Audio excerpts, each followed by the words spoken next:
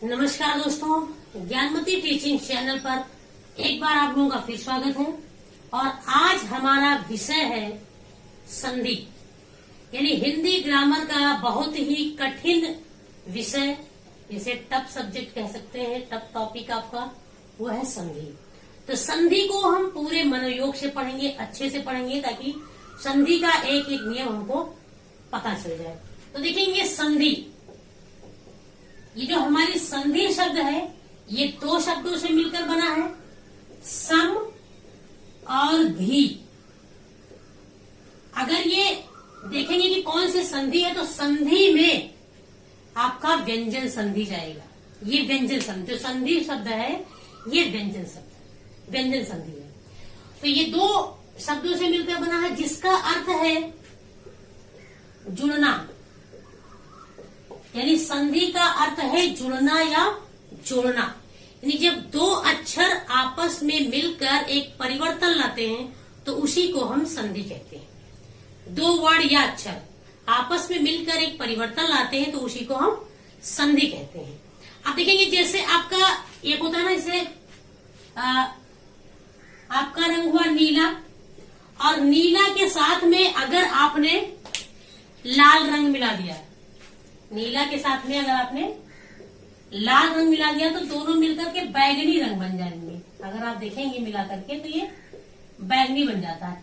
इसी प्रकार संधि में भी जब दो अक्षर मिलते हैं तो एक नया परिवर्तन लाते हैं, उसी को हम संधि कहते हैं। या साधारण से शब्दों में समझेंगे, जहां पर दो अक्षर आपस में मिलकर के एक परिवर्तन लाते हैं उसी को हम संधि कहते हैं। जो संधि के प्रकार है वो है 3 प्रकार। देखेंगे संधि के प्रकार, संधि के प्रकार, इसकी संख्या है 3। 3 कौन कौन सी है ये हम समझ लेंगे। पहला है आपका स्वर संधि, दूसरा है आपका व्यंजन संधि, और तीसरा है आपका विसर्ग संधि। देखेंगे स्वर संधि, व्यंजन संधि और विसर्ग संधि। तो हम आपको जब वर्ड पढ़ा रहे थे तभी हमने आपको स्वर की परिभाषा, व्यंजन की परिभाषा और विसर्ग की परिभाषा बता रखी। स्वर यानी जो बिना किसी सहायता के बोले जाते हैं, व्यंजन यानी जो स्वर की सहायता से बोले जाते हैं, विसर्ग ये न स्वर होते हैं न व्यंजन, इनके उच्चारण में आगे आ जाता है तो उसी को हम विसर्ग कहते हैं। अब देखेंगे इसके भी नियम होते हैं, हर एक संधि का अपना अपना नियम। तो पहले तो जान लेंगे कि स्वर संधि किसे कहते हैं। यानी जब दो स्वर आपस में मिलते हैं, जब दो स्वरों की संख्या हमने बता रखी है कुल 11 है, छोटा आ से लेकर के और आपका ओ औ तक का अक्षर जो है वो आपके स्वरों में जाता है, तो कुल संख्या 11 है। और जब दो स्वर मिलते हैं, हमने लिखा है यहाँ पे देव प्लस आलय, तो यहाँ लिखेंगे आपका ये छोटा आ है, यहाँ आपका बड़ा आ है, तो ये भी स्वर है ये भी स्वर है, दोनों मिलकर के बड़ा आ बनेंगे, इसको लिखा जाएगा देवालय। इसी तरह से और भी उदाहरण हम आपको दे रहे हैं। जैसे हमने लिखा मुनि प्लस ईश, आप देखेंगे यहाँ पे बड़ी की मात्रा लगी है, यहाँ भी बड़ी ई है, मिलकर दोनों बड़ी बनेगा, लिखा जाएगा मुनीश।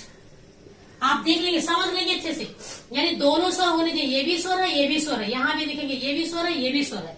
इसी तरह से हमने आपका लिखा कि पो और अन, तो आप देखेंगे पो ये ओ है, ये भी स्वर है, आपका छोटा आ ये भी स्वर है, ये दोनों आपका वा बनते हैं, तो इसको पवन लिखा जाता है। मिलकर के इसके नियम होते हैं, ये हम आपको बताएंगे आगे चल करके। इसी तरह आपका लिखा हमने प्रति प्लस आय, तो आप देखेंगे यहाँ पे छोटी है, यहाँ पे आ है, और ये आपका बनता है या, तो इसको प्रत्यय लिखा जाता है। इसका नियम है, हम आगे बताएंगे। तो लेकिन आप ये सिर्फ समझेंगे कि स्वरों में दोनों स्वर होगा, यहाँ भी स्वर यहाँ भी स्वर यहाँ भी स्वर। देख लेंगे आप, ये स्वर है, दो स्वर मिलकर के एक विकार उत्पन्न कर रहे हैं, एक परिवर्तन ला रहे हैं, इसी को हम स्वर संधि कहते हैं। अब देखेंगे व्यंजन संधि किसे कहते हैं। जहां पर व्यंजन के साथ व्यंजन या स्वर मिल जाता हो, यानी पहला जो है वो आपका जो यहाँ का है ये आपका व्यंजन रहेगा पूरा, और इधर का रहेगा ये आपका स्वर भी हो सकता है और व्यंजन भी हो सकता है। जैसे देखेंगे आप, हमने लिखा वाग, वाग प्लस ईश हमने लिखा, वाग प्लस ईश। तो ये आपके हलंत लगा हुआ है, ये आपका व्यंजन है, ये आपका छोटी, ये स्वर में चला जाता है, इसको लिखा जाएगा वागीश। ऐसे हमने लिखा, जैसे लिखा हमने उत प्लस चारण लिखा। अब आप देख लेंगे उत और चारण, इसको उच्चारण लिखा जाता है, उच्चारण, उच्चारण। लेकिन आप देखेंगे ये आपका व्यंजन है और यहाँ आ की मात्रा लगा हुआ है, ये आपका स्वर है। तो दोनों ही व्यंजन और स्वर दोनों मिल रहे हैं। आपका यहाँ भी व्यंजन हो सकता है और यहाँ भी व्यंजन हो सकता है। जैसे हमने लिखा जगत प्लस नाथ, उसको जगन्नाथ लिखा जाएगा, जगतनाथ। इसी प्रकार से आपका ये मिलेगा, मतलब स्वर भी यहाँ स्वर, ये तो पूरा व्यंजन रहेगा, यहाँ आपका स्वर भी हो सकता है और आपका व्यंजन भी हो सकता है। अब आपका विसर्ग भी ऐसे ही चलता है, यानी आगे का जो होगा वो विसर्ग होगा, पीछे आपका स्वर भी हो सकता है और व्यंजन भी। हमने लिखा जैसे नी प्लस आशा। आपको व्यंजन संधि पहचानना बहुत आसान है अगर ये तोड़कर आता है तो, क्योंकि यहाँ विसर्ग लगा रहेगा और समझ जाएंगे। तो इसको लिखा जाएगा निराशा। आप देखेंगे यहाँ तो आपका विसर्ग है लेकिन यहाँ आपका स्वर है। ठीक, हमने लिखा दू प्लस साहस, दू प्लस साहस, इसको लिखा जाएगा दू साहस, है ना। यहां देखेंगे ये आपका विसर्ग ही है। इसी तरह हमने लिखा नमा और ते, तो ये आपका देखिए ए की मात्रा लगा हुआ, तो ये आपका स्वर ही है, ये आपका विसर्ग है, नमस्ते। जैसे हमने लिखा मना प्लस बल, तो आप देखेंगे मना यहाँ आपका विसर्ग है, ये आपका व्यंजन है, ये स्वर नहीं है क्योंकि इसमें कोई मात्रा नहीं लगा है, तब भी ये आपका सॉरी विसर्ग में जाएगा। तो यहाँ लिखा जाएगा मनोबल। तो ये तो था आपका स्वर संधि, व्यंजन संधि, विसर्ग संधि का एक परिभाषा। अब हम इसमें पढ़ेंगे केवल स्वर संधि। पहले हम स्वर संधि पढ़ेंगे क्योंकि स्वर संधि के कई पार्ट हैं। तो स्वर संधि के 2 पार्ट हम इस वीडियो में आपको कोशिश करेंगे पढ़ाने की, तो आप समझ लेंगे। देखेंगे स्वर संधि। स्वर संधि आपने बताया जहां पर 2 स्वर आपस में मिलते हैं वो आपके स्वर संधि होते हैं। अब समझेंगे आप स्वर संधि के प्रकार। स्वर संधि के प्रकार तो देखेंगे इसके 5 प्रकार होते हैं। स्वर संधि के प्रकारों की संख्या है 5। ये 5 प्रकार की होती है। पहला आपका आता है दीर्घ स्वर संधि। दीर्घ स्वर संधि आप देखेंगे दीर्घ का मतलब होता है बड़ा, दीर्घ का मतलब बड़ा होता है। और इसको पहचानने का बहुत आसान तरीका आपको हम बता रहे हैं। बड़ा आ, बड़ी ई और बड़ा ऊ, ये 3 मात्राएं जिस भी शब्द में आपको मिल जाए आप तुरंत समझ जाएंगे कि ये आपके स्वर संधि के उदाहरण हैं। इन्हीं 3 मात्राओं पर आपका स्वर संधि चलता है। जैसे देखेंगे इसका जो नियम है, जो छोटा आया, छोटा आ के बाद में छोटा आया, तब भी मिलकर के ये बड़ा बनेगा। इसी तरह आपका छोटा आया, यहाँ बड़ा आ गया और यहाँ आपका छोटा आ गया, तब भी ये आपका बड़ा बनेगा। यहाँ आपका बड़ा आ गया, यहाँ भी बड़ा आ गया, तब भी ये बड़ा आ बनेगा। यहाँ आपका छोटा आ गया, यहाँ आपका बड़ा आ गया, तब भी ये बड़ा आ बनेगा। इसी तरह से ये इसके नियम है, यानी बड़ा आ के नियम। यानी छोटा आ या बड़ा आ के बाद में अगर आपका छोटा या बड़ा आया तो वो बड़ा आ ही बनेगा। इसी तरह से आपका छोटी या बड़ी के बाद में आपका चाहे छोटी आए चाहे बड़ी आए तब भी ये बड़ी ही बनेगा। देखिए छोटी यानी यहाँ छोटी ही है प्लस छोटी ही है, तब भी ये आपका बड़ी ही बनेगा। और आपका अगर बड़ी है तब भी ये बड़ी ही बनेगा। या आपका छोटी ई बड़ी है तब भी ये बड़ी ई बनेगा, और आपका बड़ी और छोटी है तब भी ये बड़ी ई बनेगा। इसलिए हमने यहाँ पे लिखा कि छोटी या बड़ी के बाद अगर आपका छोटी ई बड़ी आए तो ये बड़ी ई बनेगा।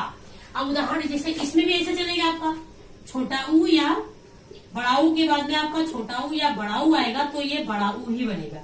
जैसे यहाँ छोटा ऊ आया, यहाँ भी छोटा ऊ आया तब भी ये बड़ा ऊ बनेगा। यहाँ आपका बड़ा ऊ आया, बड़ा ऊ आया तब भी ये बड़ा ऊ बनेगा। यहाँ आपका छोटा ऊ आया, यहाँ आपका बड़ा ऊ आएगा तब भी ये बड़ा ऊ बनेगा। और यहाँ बड़ा ऊ और यहाँ छोटा ऊ तब भी ये बड़ा ऊ बनेगा। यानी इस संधि स्वर संधि के बस 3 मात्राओं के 3 नियम है, और वो भी आसान शब्दों में। उदाहरण हम आपको बता रहे हैं, जैसे हमने लिखा परम प्लस आत्मा।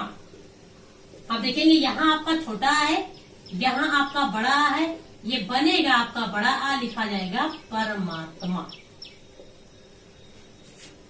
हमने लिखा विद्या प्लस आलय।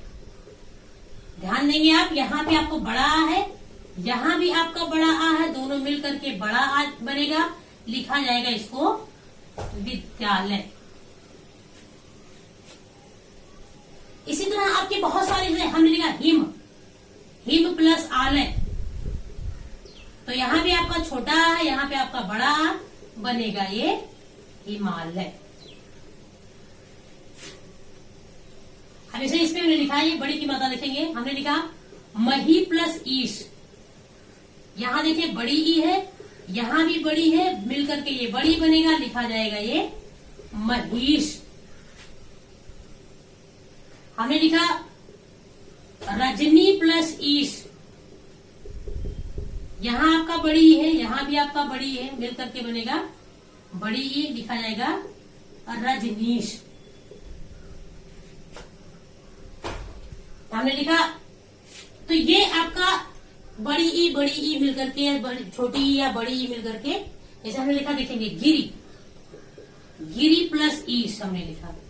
तो देखेंगे यहाँ आपका छोटी है, यहाँ आपका बड़ी है, ये हो जाएगा आपका बड़ी बनेगा, लिखा जाएगा गिरीश।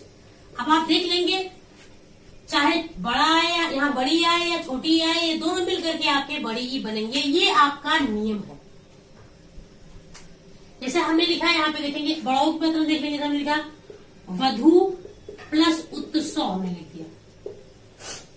तो यहाँ आपका बड़ाऊ है, यहाँ आपका छोटाऊ है, तब भी ये बड़ाऊ बनेगा, लिखा जाएगा वधूत्सव। हमें लिखा सु प्लस उक्ति लिखा हमने। तो यहाँ देखेंगे आपका बड़ाऊ है, ये आपका छोटाऊ, मिलकर के ये बड़ाऊ बनेगा, लिखा जाएगा सूक्ति। यहां हमने लिखा लघु प्लस ऊर्मी। देखेंगे आप, यहाँ आपका छोटाऊ है, यहाँ आपका बड़ाऊ है, मिलकर ये बनेगा बड़ाऊ, और लिखा जाएगा ये लघूर्मी। ये है संधि के नियम। यदि आपको ये नियम समझ में आ गया तो छोटा आया बड़ा के बाद छोटा बड़ा आया तो बड़ा बनेगा, छोटी बड़ी के बाद छोटी बड़ी आएगा तो बड़ी बनेगा, छोटाऊ या बड़ाऊ के बाद छोटाऊ बड़ाऊ आएगा तो वो बड़ाऊ बनेगा। और ये सारे आपके दीर्घ स्वर संधि में जाएंगे, दीर्घ स्वर संधि में जाएंगे। अब दूसरा संधि आपका आता है, दीर्घ के बाद में अगला आता है आपका गुण स्वर संधि। दीर्घ के बाद में आपका आता है गुण स्वर संधि, उसको भी हम देख लेंगे, आज ही देख लेंगे इसी वीडियो में। तो दूसरा आपका आता है गुण स्वर संधि। गुण स्वर संधि, इसको पहचानने के नियम क्या है? ए, ओ और अर, ये 3 चीजें हैं जो आपको गुण स्वर संधि को पहचानने में मदद करेंगे। तो जैसे ए की मात्रा ये होता है आपका, ओ की मात्रा ये होता है, और अर में चूंकि ये छोटा है, इसकी कोई मात्रा है नहीं, ये आधा रहा है, तो ये इस तरह का आधा रहा आपको मिलेगा। यानी ये आपको पहचानने में मदद करेगा। अब इसके नियम है, जब छोटा आ या बड़ा आ के बाद में छोटी ई या बड़ी ई आएगा तब आपका ये ए बनेगा। मतलब अच्छे समझेंगे, जैसे यहाँ छोटा है और प्लस यहाँ छोटी आया तब भी ये ए बनेगा, यहाँ आपका बड़ा है, यहाँ आपका बड़ी है तब भी ये ए बनेगा, यहाँ आपका छोटा है, यहाँ आपका बड़ी ई है, तब भी ये ए बनेगा। यहाँ आपका बड़ा आ है, यहाँ आपका छोटी है, तब भी ये ए बनेगा। छोटा बड़ा के बाद छोटी बड़ी आएगा तो वो ए बनेगा। इसी प्रकार से छोटा आ या बड़ा आ के बाद में अगर आपका छोटा ऊ या बड़ा ऊ आएगा तो ये आपका ओ बनेगा। नियम सीधा आसान है, आसान से शब्दों में छोटा आ के बाद में आपका छोटा ऊ बड़ा ऊ आया तब भी ये ओ बना, और बड़ा आ के बाद में बड़ा ऊ आया तब भी ये आपका ओ बना। इसी तरह छोटा आ के बाद छोटा ऊ आया तब भी ये ओ बना, और अगर छोटा आ के बाद बड़ा ऊ आया तब भी ये ओ बनेगा। ये है ए और ओ के नियम। आपको ये आसान से भाषा में सिर्फ आपको समझने के लिए है, किताबी भाषा की परिभाषा इसमें नहीं है। अब अगला आपका आता है अर। तो छोटा आ या बड़ा आ के बाद में अगर आपका री आता है तो ये आपका अर बनता है। चाहे छोटा आ के बाद में री आ जाए तब भी ये अर बनेगा, और बड़ा आ के बाद में री आ जाए तब भी ये अर ही बनेगा। अब देखेंगे इसके उदाहरण कुछ, जैसा हमने लिखा मही प्लस ईश। तो यहाँ आपका बड़ी है और यहाँ आपका सही महा प्लस ईश होगा, महा प्लस ईश। तो ये आपका बड़ा आ है, ये आपका बड़ी ही मिलकर ए बनेगा, लिखा जाएगा महेश। हमने लिखा दिन प्लस ईश। अब देखेंगे यहाँ बड़ा आया था, ई आया है, अब यहाँ आपका छोटा आ आया, छोटा आ और यहाँ बड़ी ई, तब भी आपका ए बनेगा, लिखा जाएगा दिनेश। हमने लिखा राज प्लस ईश। तो यहाँ आपका छोटा आया, यहाँ आपका बढ़िया ए, लिखा जाएगा राजेश। अब देखेंगे, देखिए ये और यही मिल करके हमारी ये मात्राएं बनते हैं, तो इसी को हम मात्रा में बदल देते हैं और ये हमारा संधि कंप्लीट हो जाता है। अब इसी में आता है, हमने लिखा महा और उदय। देखेंगे यहाँ बड़ा आ है, यहाँ आपका छोटा ऊ, मिलकर ये ओ बनेगा, लिखा जाएगा महोदय। हमने लिखा सूर्य प्लस उदय। यहाँ देखेंगे बड़ा था, यहाँ आपका छोटा आ रहा है, ये ऊ आ रहा है, तब भी ये ओ ही बनेगा, लिखा जाएगा सूर्योदय।